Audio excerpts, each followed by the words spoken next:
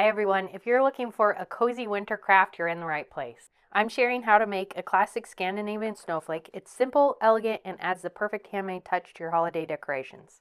So grab your supplies or your strips of paper and let's make this intricate snowflake together. Before we start weaving the snowflake, I do have an instruction manual that you can use for free. So sign up for our VIP library of printables using this QR code or click on the little more below this video and you'll find in the description a link to our VIP library, which is a library of printables that you can access, and you'll find the Scandinavian snowflake instruction manual in there. So find that, print that out if you want to reference that.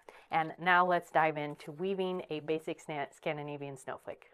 First up, you need to cut the lengths of reed that we're going to use for these snowflakes. So these are 16 inches long and I'm using 1/2 inch wide flat reed. It's flat on both sides. You'll need 20 of these. So 16 inches long, 20 total. And then put a little pencil mark to mark the center point on your stakes. These pieces we'll call stakes for the moment, to be sure that we end up having an equal amount on either side so that we build our snowflake nice and evenly. Once you have 20 of these, dunk them in some water. It's just a quick dunk, you don't have to soak them. And then tap off the excess on your work surface. And now count out 5. We're going to start out using 5 of these. Set the others aside for the moment. This first set we're going to lay out with the center mark facing up, matching that center mark right next to each other with a little bit of space in between each piece. And I'm going to lay these out. And I am using a spoke weight as a basket weaver. This is one of my favorite tools. If you don't have a spoke weight, you can use a book or a piece of wood or just use your hands to get this set up. The Scandinavian snowflake design is worked in an odd number, so we have 5 across. Then you're going to grab an additional 5 pieces and we're going to work these in the opposite direction. So along this center mark, we're going to weave in alternating over, under, over, under, over, and then match the center mark with this center stake here and the center marks centered there. And then we're going to go opposite of this first one. So I was over here, now I'm going to go under, over, under, over, under. Slide this in so there's a little bit of space between the two. You don't want to cram it up tight, you want a little bit of space. Now we're going to do the opposite again. So one more on this side of the center marks and slide this in. Now we'll switch sides with the spoke weight like so and weave the same thing on the other side of this center. This is a fun craft to do as a family during the holidays or with kids. I often try to get my family to do crafts with me during the holidays, and I usually end up doing them alone because not everybody is really super big fans of doing hand projects for the holidays, but this is one that I think that my nephews and nieces would like to do, and they're pretty little, so but I think they can do it. I've taught this at a holiday festival once. It was a big crowd pleaser, so it's a fun one to do in a group. Once you have your center grid in place, you're going to measure that and make sure that it's 4 inches across in all directions. So I'm going to measure in all directions, making sure I have a nice centered square. This isn't going to stay perfectly square, but getting that set up is helpful. Now, in order that these don't shift on you at this point, we can put a little bit of glue in those corners to hold them in place. Typically, I would say don't worry about it, but it does help to hold things so that you're not having things shift. Once you've done a few of these, you can skip the glue in the corners. It does add a little bit more of an organic feel to your piece. But for now, take some glue. I'm using Titebond Instant Bond adhesive. This is meant for carpentry. So it works on wood, metal, stone, plastic, ceramic, glass, and more. I've tested it on these and it works well. I like this because it dries in about 30 seconds to 2 minutes as long as your reed is wet. For whatever reason, and I don't understand this, if your reed is dry, then it doesn't adhere or dry near as quickly as if your reed is damp. You get the glue on there and then clamp it, and then this dries very quickly. So I just put a little dot in place. Little dot, and then clamp that in place so that it holds the pieces together. This is kind of like super glue, so if you've ever glued your fingers together using super glue on accident, it's as difficult to get your fingers apart as it is super glue. So try to avoid touching it if possible. And small amount is good because it does kind of squirt out, especially as we come in with the clamp. So just a little dot works just fine. Now I'm going to set this piece aside to dry for a few minutes while we make the second half. We create two pieces that then sit inside each other. So this one will be our first piece. We're going to recreate that same process starting with 5 pieces. Something to consider as you're working with this reed is that there is a rougher side and a smoother side on rattan reed. So if you're trying to have the outside of your snowflake look nice and neat, then you can feel the surface and put that center mark on the rougher side, which will end up inside or not showing as much in your snowflake. So I'm building this one up the same way I did that first one, alternating and creating a 4-inch square centered, and I'll do the glue on this one as well just to hold things in place. So I'm going to check my measurements. This one needs to squeeze in a little bit. You'll notice this piece right here is very curved.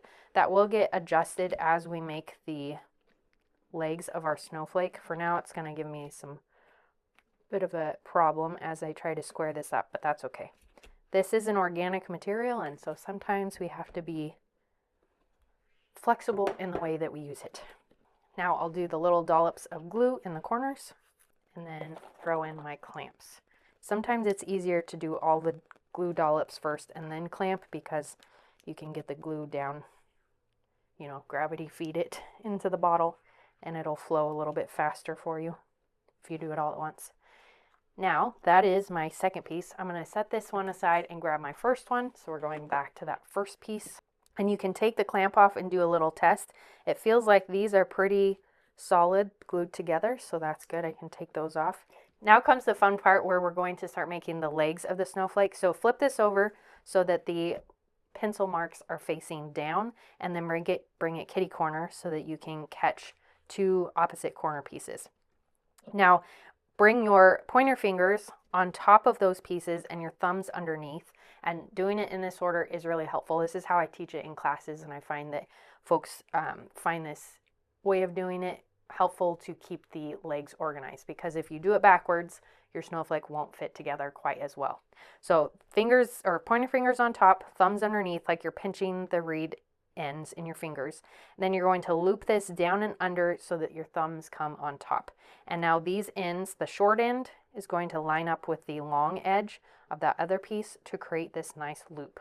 So then here, where these two meet, I'm going to put a little dollop of glue in there, just enough to hold that together. Line those up so that they're nice and even, and then put your clamp in place because the glue is not that fast drying. I chose the tight bond because I wanted to teach these in a class and have the pieces dry really quickly, and that needed a very quick drying glue. I typically was using Gorilla Wood glue, which works great, but it takes about a day to dry, so it wasn't as effective. And then I found this, and it works really well. So at this point in time, I'm a big fan of the tight bond adhesive. So I'm doing the same thing in this corner where I'm catching the two and then clamping them together. So you're going to rotate around your piece. The fingers on top, thumbs underneath.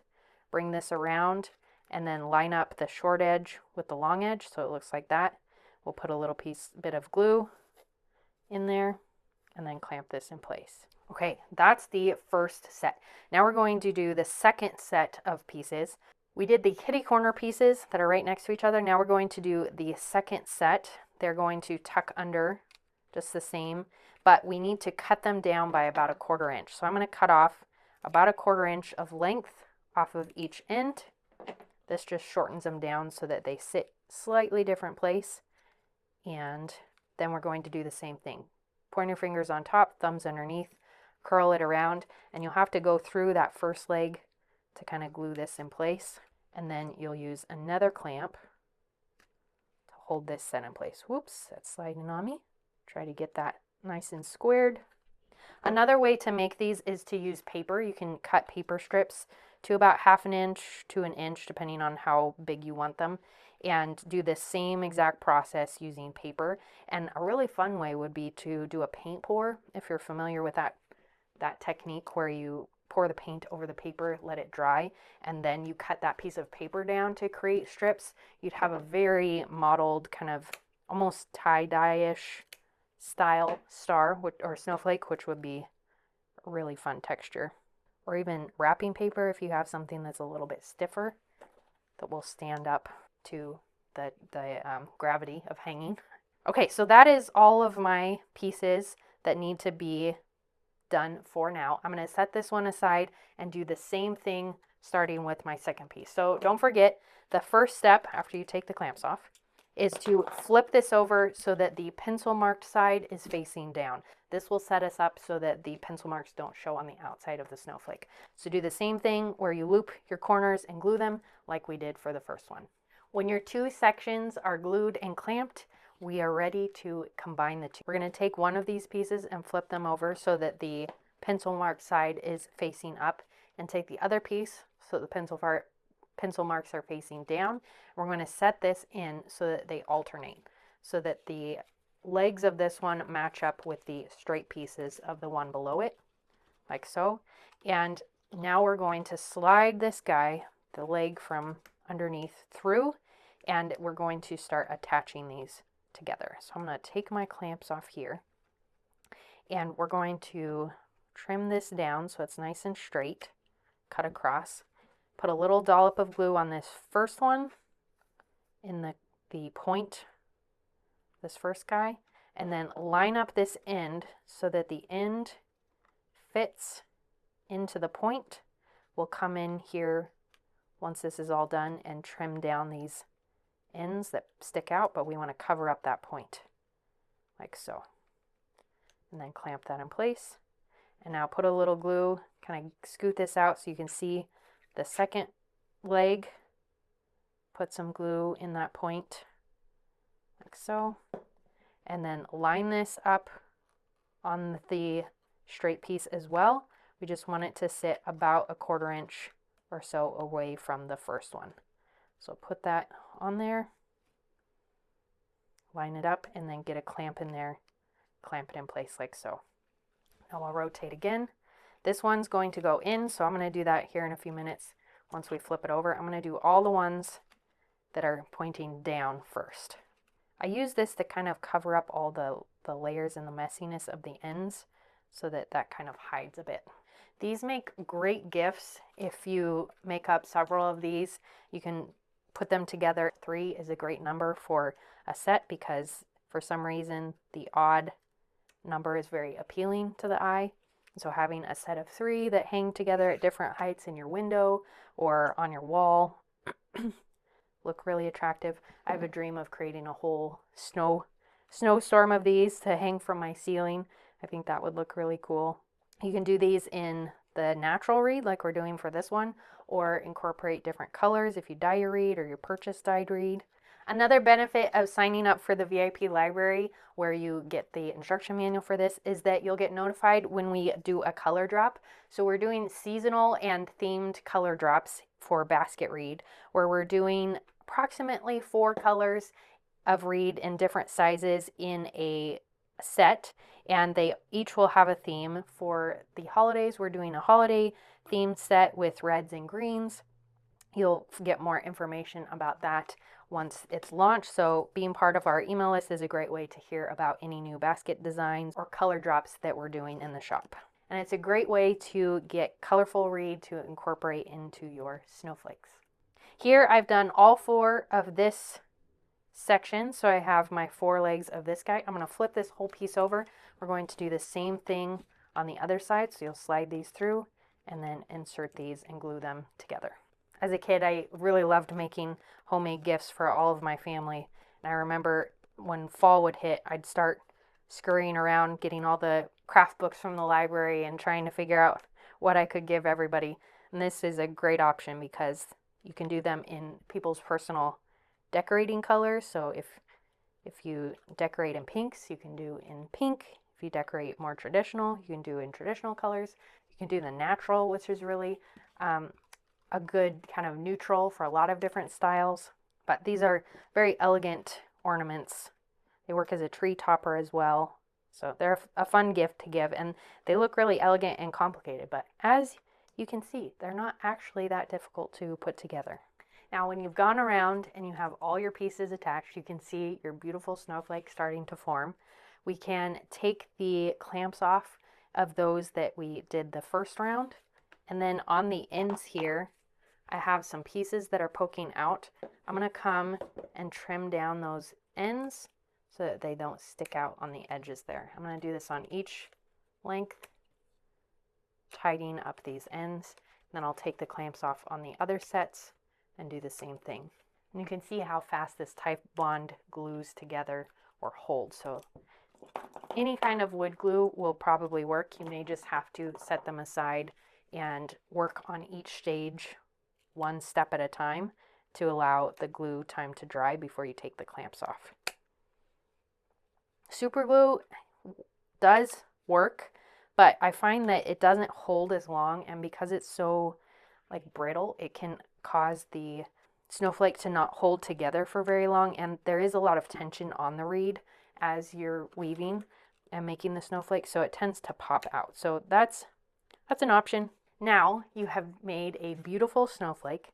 You can come in and trim down any hairs off of the reed. Sometimes the reed has little bits and pieces that are sticking up off of the surface. I like to trim those down, and then you can decorate with your snowflake. You can put a piece of clear like fishing line through here so that you can hang them without being able to see what it's hanging from, or add some jute. You can use this as a tree topper. It's a beautiful piece that you can hang in your window, and it just adds some festive decor that you can make handmade. It's a cozy craft, so cozy up with a hot drink and spend a fun afternoon. Really, it's less than an hour to make one of these, especially if you have a quick drying glue. In next week's video, I'll show how to make a miniature version of these and add color to the larger versions to add some pop and match your decor style.